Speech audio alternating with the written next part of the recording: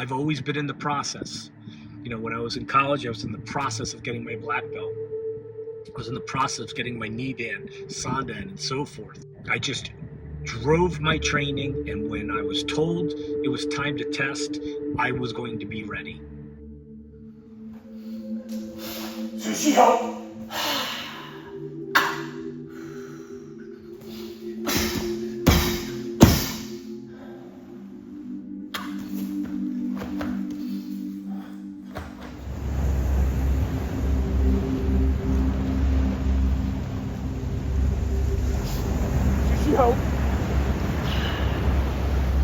When I started this whole journey, I was like, wow, my timing and my movements and so much were off, and I was trying to do my katas like I used to, and just 100% balls to the wall, and all about power, and all that stress.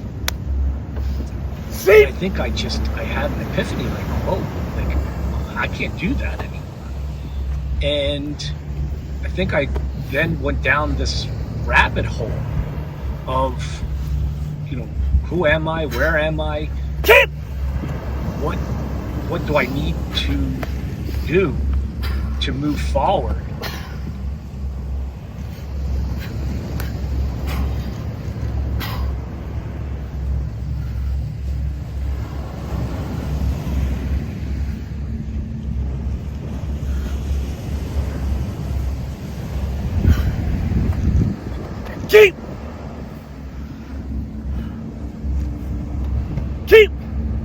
The journey began, and there was a lot of soul searching, not just about kata.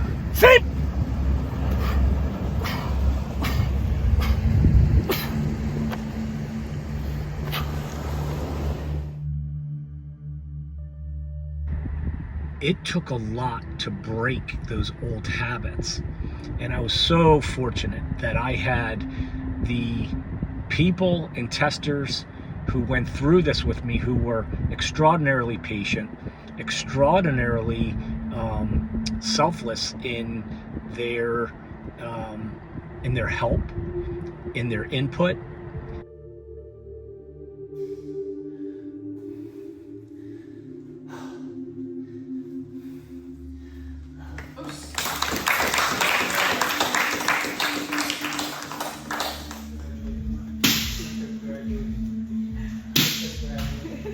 I found that through that, I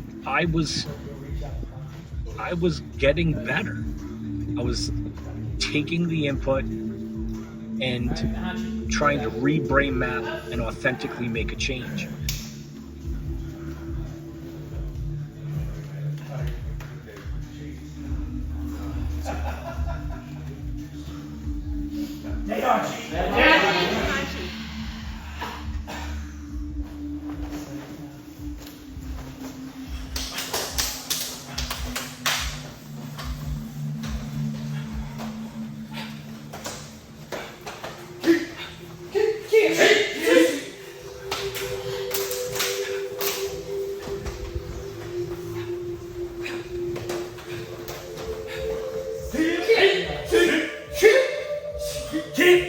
I made a lot of effort to make sure I got in front of Concho, let it be on FaceTime, videos I sent him, in-person meetings, and he was great. He made trips up to Jersey, I made trips down there.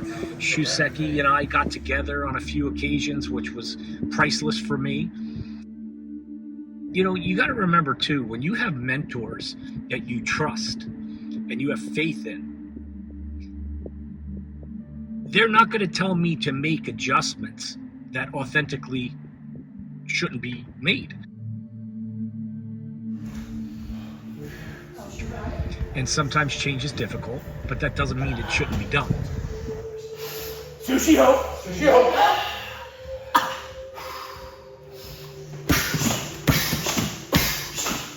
So as I went through this, it reminded me of that quote, you can't read the label when you're inside the bottle.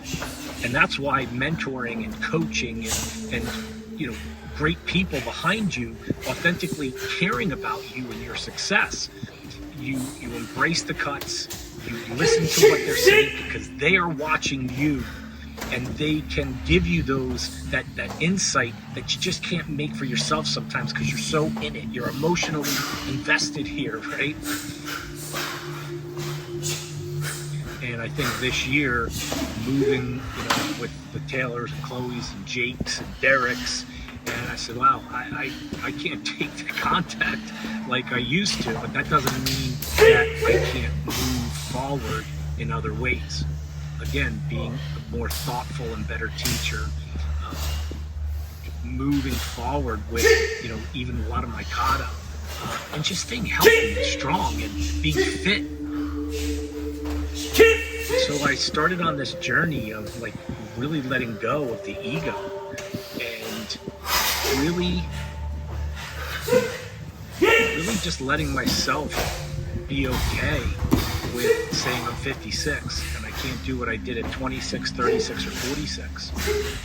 And that took some months. But again, I was around a good group of people that were okay with me making those transitions. Anytime you are trying to prepare for a summertime test, Say hi. Say hi. Injury's going to happen, self-doubt creeps in, a lot of minutia in the head, and you have to just battle through it because not every day is a perfect day. But in my head, I kept saying, well, today may not be a good day, but tomorrow's going to be better.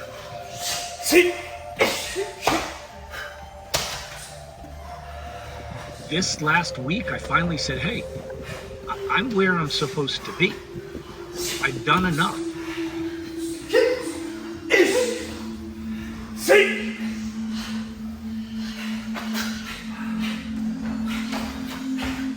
I've gotten so much out of the martial arts. I love the martial arts. I've loved helping others. And in turn, it's helped me. And comments I was getting, and wow, it's like, oh wow, positive feedback is coming. Like, okay, I'm doing something progressively right and better.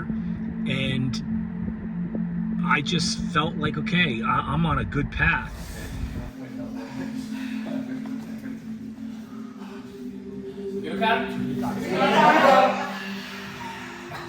I know I'm where I'm supposed to be, and I'm very calm about it and resolute, and I'm excited, but I know I've done the heavy lifting. I know I've made a lot of progress, and I feel so good about it. And in turn, I feel like I'm going to be even a better teacher and mentor and coach to somebody else because of the journey that I went through. 96 testers class is over.